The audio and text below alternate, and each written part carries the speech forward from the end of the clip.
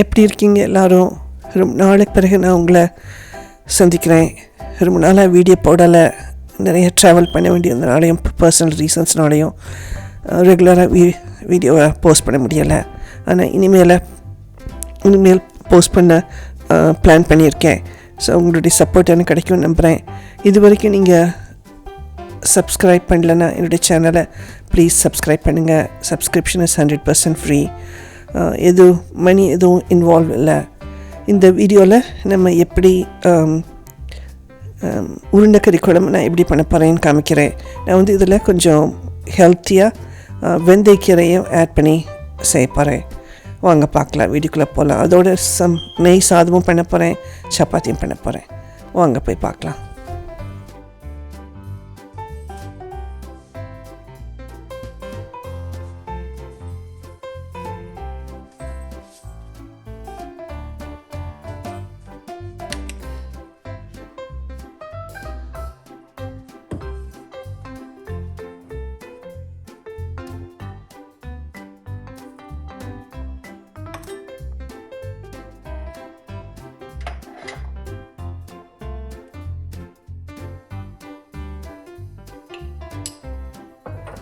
இந்த கறி மசாலா தூளுக்கு பதிலாக தனியாத்தூள், கொஞ்சம் சீரகத்தூள், கொஞ்சம் கரம் மசாலா கூட நீங்கள் ஆட் பண்ணிக்கலாம்.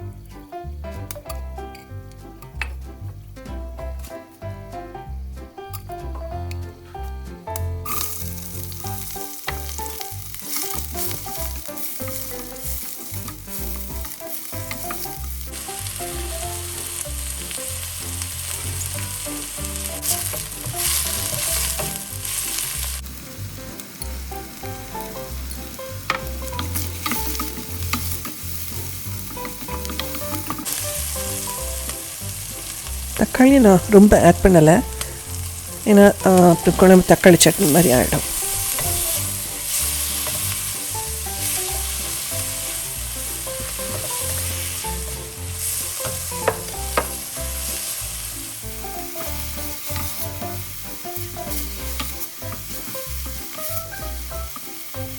மசாலா பொடி போட தொடங்கும்போது ஸ்டவ் ஹீட்டை கொஞ்சம் லோ பண்ணிடுங்க.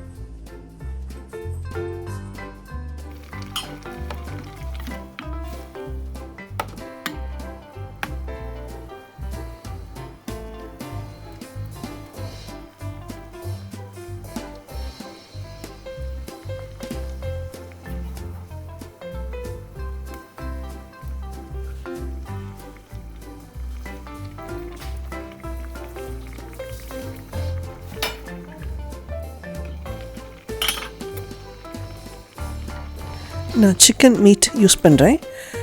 இது பாருங்கள் எப்படி குக் பண்ண உடனே மேலே மிதக்க தொடங்கிடுது. ஸோ இது ஆல்மோஸ்ட் முக்கால்வாசி குக் ஆகிருச்சு. இப்போ உருளைக்கிழங்கு நான் ஆட் பண்ணிட்டேன். அதோட கொஞ்சம் கறிவேப்பிலையும் ஆட் பண்ணுறேன். ஓகே, இதை மூடிட்டு குக் பண்ணி விடலாம். அதுக்குள்ளே நம்ம சப்பாத்தி பண்ணிடலாம்.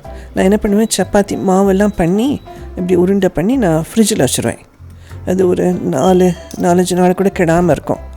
அதை வச்சுட்டு அப்புறம் வேண்டும் போது நான் எடுத்து சப்பாத்தி தட்டி பண்ணிடுவேன்.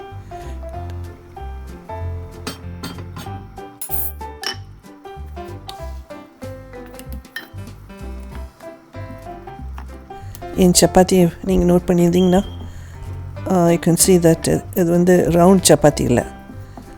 I don't know how to make round chapatis. It never comes round.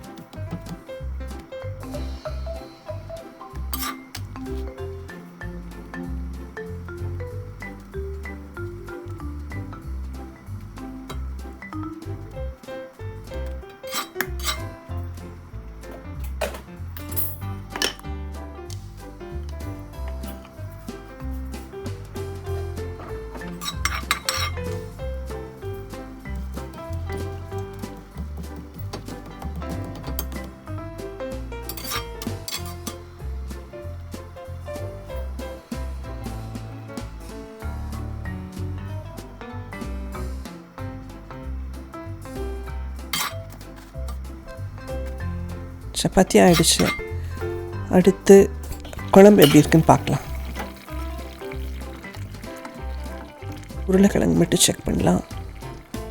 Okay, இது வெந்துருச்சு. நம்ம உருளைக்கிழங்கு ரொம்ப குழைய விட வேண்டாம், அப்புறம் குழம்பு ஃபுல்லாக குழன்னு ஆகிடும்.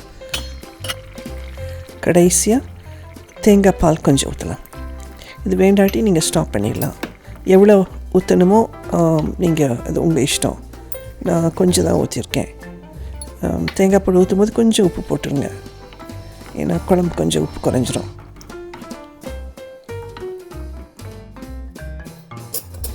மூடி போட்டு ஜஸ்ட் ஒரு 2-3 நிமிஷம் அடுப்பில் வச்சுருக்கலாம். அவ்வளோதான், அப்புறம் குழம்பு ரெடி ஆகிடும். நம்ம நெய் சாதத்துக்கு ரெடி பண்ணிடலாம்.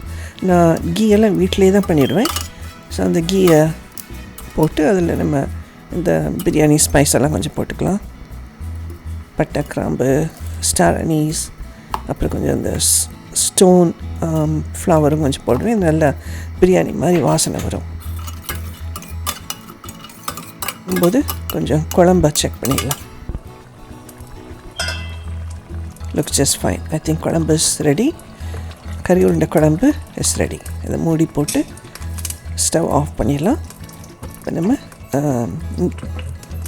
கீ ரைஸ் பண்ணுறதுக்கு போயிடலாம்.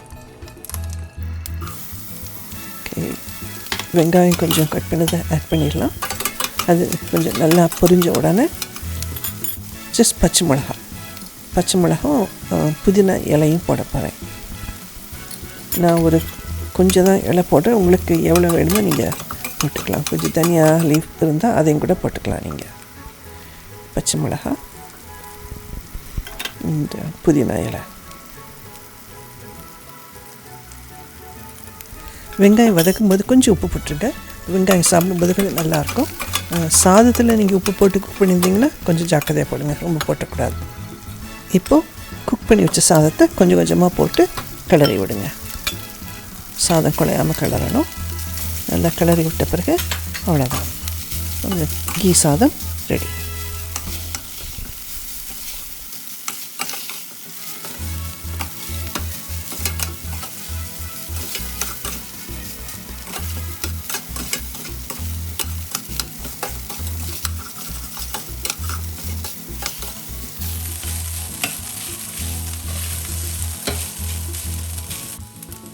கறி உருண்டை குழம்பு ரெடி, சப்பாத்தி ரெடி, நெய் சாதமும் ரெடி.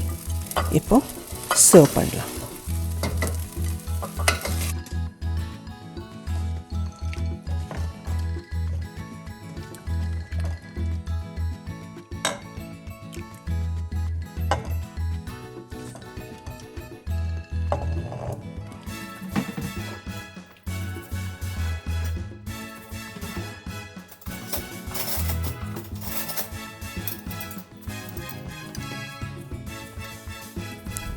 ஓகே, சாப்பாடு ரெடி. நெய் சாதம் ரெடி. கொஞ்சம் நெய் சாதம், அதில் கொஞ்சம் கறி உருண்டை குழம்பு போட்டுக்கலாம். அப்புறம் சுட சுட சப்பாத்தியும் இருக்குது. வாங்க சாப்பிடலாம். சாப்பாடு ரெடி.